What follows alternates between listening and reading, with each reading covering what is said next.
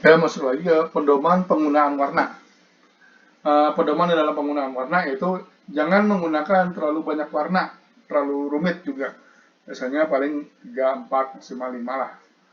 Gunakan kode warna untuk mendukung tugas-tugas penggunaan. Disebut dijabarkan warna ini untuk apa, warna ini untuk apa, dan seterusnya. Bolehkan pengguna untuk mengontrol kode warna. Coba bisa si usernya ini bisa merubah warna-warnanya sehingga untuk lebih mudah memahami. Desain untuk monokrom lalu ditambahkan warna. Jadi hitam putih dulu terlebih dahulu, ditambah putih kemudian ditambahkan warna-warnanya. Gunakan kode warna secara konsisten. Jika kalau warnanya itu untuk si A ya terus saja sampai si A. Hindari pasangan warna yang berbenturan. Warna-warna tersebut jangan sampai itu mirip-mirip berdekatan warnanya. Hitam, katakanlah biru, biru tua dengan biru muda, hijau tua dan hijau muda, terlalu bertabrakan, berbenturan. Gunakan perubahan warna untuk menunjukkan perubahan status. Jadi kalau warna merah gawat, warna biru normal, kuning hati-hati, hijau masih awal, gitu, masih aman. Ketahuilah bahwa tampilan warna biasanya beresolusi lebih rendah. Tampilan warna itu jadi tidak membutuhkan warna resolusi yang terlalu tinggi. Kemudian dukungan pengguna. Panduan pengguna mencakup semua fasilitas sistem untuk mendukung pengguna, termasuk bantuan online, online hub, manual online, dan sebagainya. Muncul pesan kesalahan itu dikatakan sebagai dukungan dari pengguna. Kemudian ada manual, dokumentasinya, bagaimana cara menggunakan perangkat lunak tersebut. Sistem panduan pengguna harus diintegrasikan dengan interface pengguna atau antarmuka pengguna untuk membantu pengguna ketika mereka membutuhkan informasi tentang sistem atau ketika mereka membuat semacam kesalahan. Harus terintegrasi, jadi begitu salah muncul pesan error. Kesalahan Anda lakukan A, B, C, dan selanjutnya. Sistem bantuan dan pesan harus jika mungkin diintegrasikan. Jadinya bantuannya harus terintegrasi begitu user salah menggunakan menjalankan perintah, muncul pesan error. Jika ada kesalahan sedikit ya muncul pesan error dan sebagainya. Nah, sistem bantuan pengguna seperti ini ada aplikasi atau interface, ada error message system. Jadi kalau salah masuk ke error message systemnya. Kemudian dari sini message-nya juga muncul cara penanganannya seperti apa. Di sini di message presentation system juga memberi hub frame, kemudian error message test-nya mengarah ke mengacu kepada errornya itu di mana. Ini bentuk dari sistem bantuan dan pesan yang bisa diikuti. Kemudian pesan kesalahan. Desain pesan kesalahan sangat penting. Pesan kesalahan yang buruk dapat berarti bahwa pengguna menolak daripada menerima suatu sistem. Umpamanya pesan kesalahannya Anda belum cukup umur, padahal kita karena salah ngetik ditulis seperti itu. Nah, itu dikatakan sebagai pesan kesalahan. Pesan harus sopan, singkat, konsisten, dan konstruktif. Kesalahannya itu ya harus bisa diterima lah. Ya. Dia harus sopan, kemudian untuk supaya singkat itu biar jelas maksudnya apa. Dan pesan kesalahan itu ya harus konsisten. Kalau salahnya ini ya tampilannya seperti ini. Dan juga dari sini disarankan bentuk harus melakukan apa. Jadi harus ada maksud untuk konstruktifnya seperti apa. Latar belakang dan pengalaman pengguna harus menjadi faktor penentu dalam desain pesan. Nah, ini pengalamannya sejauh apa di dalam membuat software ataupun di dalam menjalankan aplikasi tersebut itu harus disesuaikan dengan si penggunanya. Si pesan kesalahan itu harus mampu menyesuaikan perkembangan dari si penggunanya, dari usernya. Faktor-faktor di dalam kata-kata pesan yaitu pengalaman, yaitu konteks. Sistem panduan pengguna harus mengetahui apa yang sedang dilakukan pengguna dan harus menyesuaikan pesan keluaran dengan konteks saat pengguna itu berjalan. Konteksnya seperti apa yang salah melakukan pengetikan, salah melakukan perintah, dan lain sebagainya. Kemudian pengalaman, ketika pengguna menjadi terbiasa dengan suatu sistem, mereka menjadi jengkel dengan pesan-pesan yang panjang dan bermakna. Jadi muncul error pada bagian sekian dan sekian terlalu panjang itu jadi sangat mengganggu. Namun pemula merasa sulit untuk memahami pertanyaan singkat masalah. Terlalu singkat juga tidak bisa. Sistem panduan pengguna harus disesuaikan kedua jenis pesan dan memungkinkan pengguna untuk mengontrol keringkasan pesan. Jadi tidak terlalu detail dan juga tidak terlalu ringkas.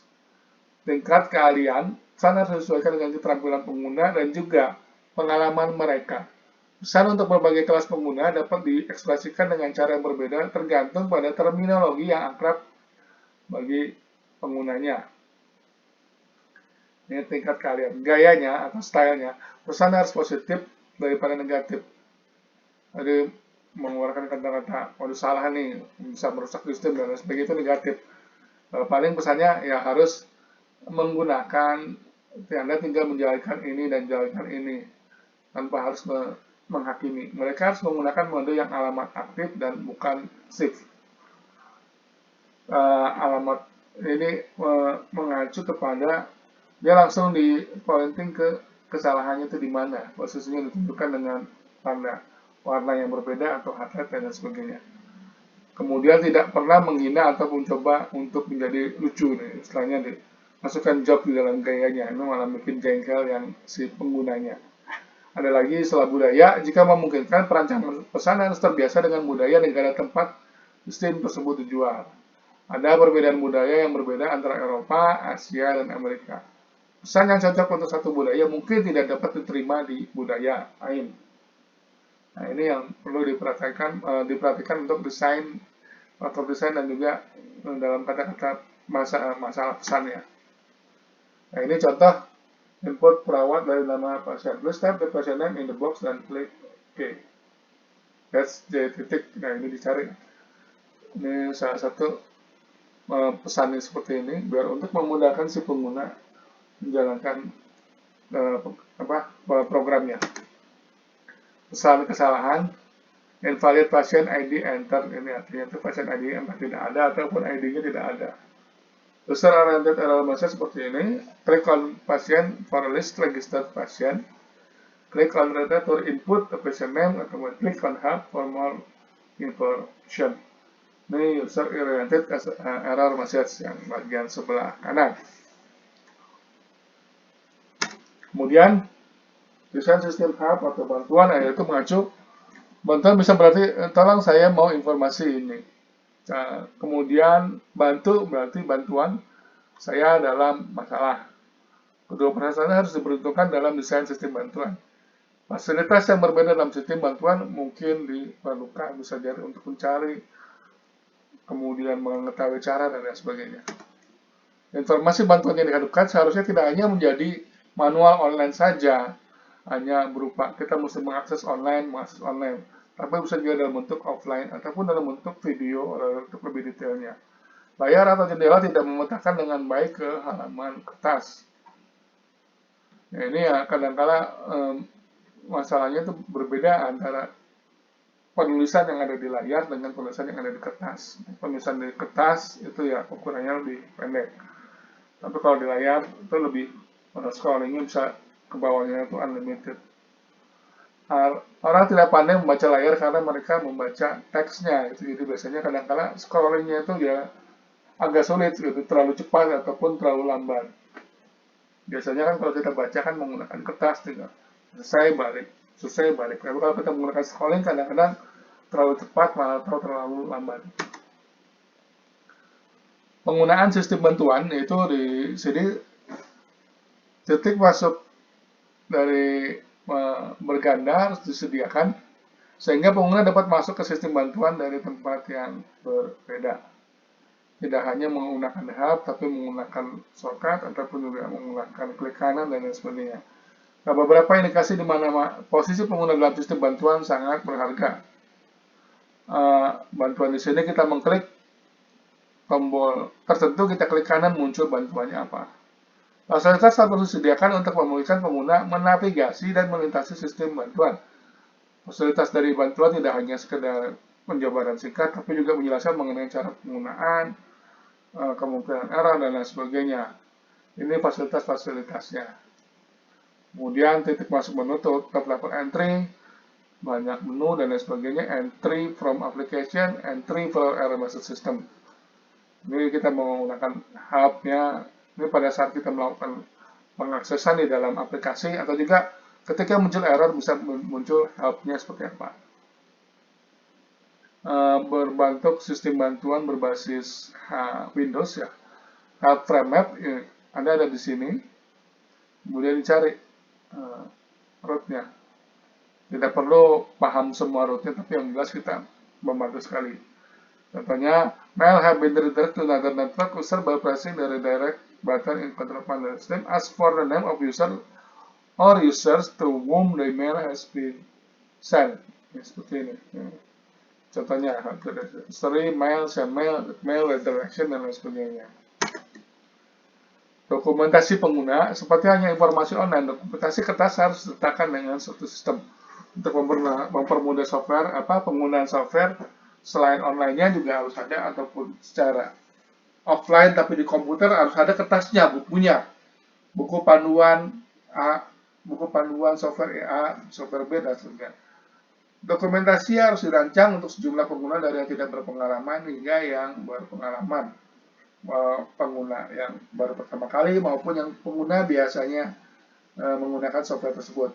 Seperti halnya manual, dokumentasi lain yang mudah digunakan seperti kartu referensi cepat dapat disediakan.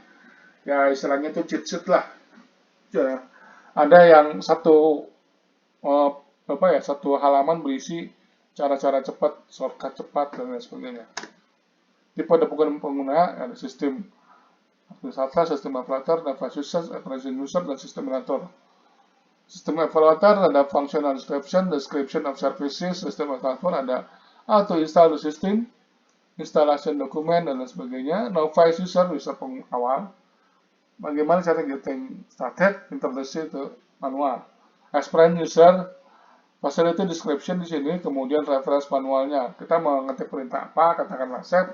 Perintah save ini apa manipulasinya selain daripada save biasa saja. Sistem admin hanya maintenance bagaimana, ada untuk administrasi terlihatnya seperti apa. Ini operation dan maintenance itu harus ada di administrator webnya.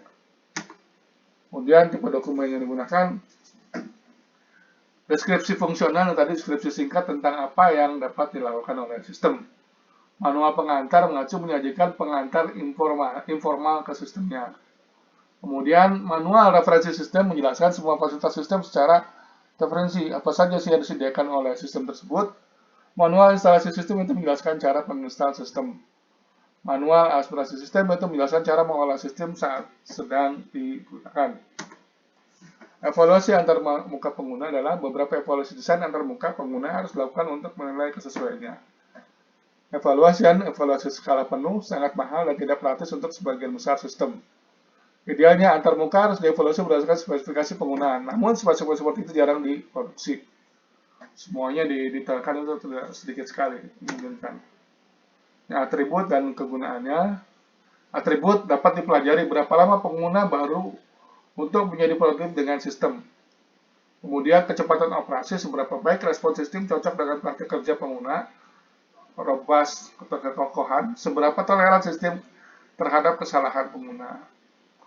Dapat dipulihkan recoverable. Beberapa baik sistem dalam memulihkan dari kesalahan pengguna. Kemampuan beradaptasi, beberapa dekat sistem terikat dengan model kerja tunggal. Ini atribut dari userability. Teknik evaluasi sederhana adalah kuesioner untuk umpan balik pengguna. Kemudian perekaman video untuk penggunaan sistem dan evaluasi rekaman selanjutnya. Kemudian instruksi kode untuk mengumpulkan informasi tentang penggunaan fasilitas dan kesadaran pengguna. Penyediaan tombol pegangan untuk umpan balik pengguna online. Di sini poin-poin penting di dalam kuliah ini adalah desain antarmuka atau interface harus berpusat pada pengguna. Antarmuka harus logis dan konsisten untuk membantu pengguna pulih dari kesalahan. Gaya interaksi termasuk manipulasi langsung, sistem menu, mengisi formulir, bahasa perintah, dan bahasa alami atau natural language, bahasa yang digunakan sehari-hari. Tampilan grafis harus digunakan untuk menyajikan tren dan nilai perkiraan. Digital ditampilkan ketika dibutuhkan secara presisi. Warna harus digunakan dengan hemat dan konsisten. Kemudian sistem harus menyediakan bantuan online. Ini harus mencakup bantuan saya dalam masalah dan bantuan saya ingin informasi. Jadi kalau saya ingin melakukan sesuatu harus ada fasilitasnya apa, kemudian kalau saya ingin informasi tentang ini seperti apa. Pesan kesalahan harus positif daripada negatif, berbagai jenis dokumen pengguna harus disediakan. Idealnya antar muka pengguna harus dievaluasi terhadap spesifikasi kegunaan. Selanjutnya, untuk tugas akhir yang dijelaskan pada minggu depan secara detailnya, tugas ini untuk UAS, kemarin ada tugas untuk UTS, sekarang untuk tugas untuk UAS. Tugas kelompok perancangan perangkat lunak edukasi dikerjakan oleh, jadi berisi perangkat lunaknya itu untuk menjelaskan terhadap sesuatu. Dikerjakan oleh satu kelompok yang beranggotakan maksimal 3 orang. Tugas perancangan mencakup dari desain sistem, kemudian arsitektur perangkat lunaknya, kemudian yang terakhir desain antarmukanya dalam bentuk mockup seperti apa. Sekian dari saya. Assalamualaikum warahmatullahi wabarakatuh.